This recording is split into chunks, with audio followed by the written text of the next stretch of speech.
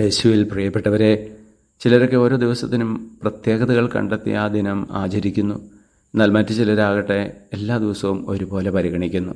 നാം എന്ത് ചെയ്താലും കർത്താവിൻ്റെ ദിനത്തിന് അതിൻ്റേതായ പ്രത്യേകതയുണ്ട്. അത് പരിശുദ്ധമായി ആചരിക്കേണ്ട ദിവസമാണ്. നമുക്ക് ഞായറാഴ്ചയാണ് കർത്താവിൻ്റെ ദിവസം, സാബത്ത് ദിവസം. അന്നേ ദിവസം വിശുദ്ധ കുർബാനയിൽ അർപ്പിച്ച് പങ്കെടുത്ത് പ്രാർത്ഥനയിൽ ചെലവഴിക്കേണ്ട ഒരു ദിനം. വെളിപാട് പുസ്തകത്തിലൂടെ യോഹന്നാൻ പറയുന്നു, കർത്താവിൻ്റെ ദിനത്തിൽ അദ്ദേഹം ആത്മാവിൽ ലയിക്കുകയാണ് ചെയ്തത്. ആത്മാവിൽ ലയിച്ചിരിക്കുകയാണ് അദ്ദേഹത്തിന് വെളിപാടുകൾ ഉണ്ടായത്. ആത്മീയ കാര്യങ്ങളിൽ വ്യാപൃതരായി ആത്മാവിൽ ലയിച്ച് നാം ആ ദിനം ആചരിക്കണം. സങ്കീർത്തനം 118:24 പ്രകാരം വായിക്കുന്നു, ഇത് കർത്താവ് നൽകിയ ദിവസമാണല്ലോ, നമുക്ക് ഉല്ലസിച്ച് ആനന്ദിക്കാം.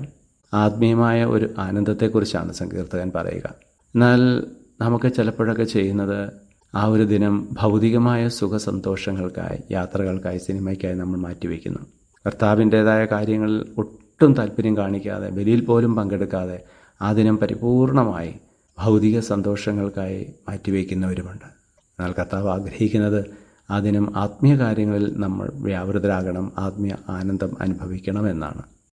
ഞങ്ങളുടെ രക്ഷകനും നാഥനുമായ ഈശോയെ, അങ്ങ് ഞങ്ങളെ സമൃദ്ധമായിട്ട് അനുഗ്രഹിക്കുമാറാകണമേ, ഇപ്പോഴും എപ്പോഴും എന്നേക്കും. ആമേൻ.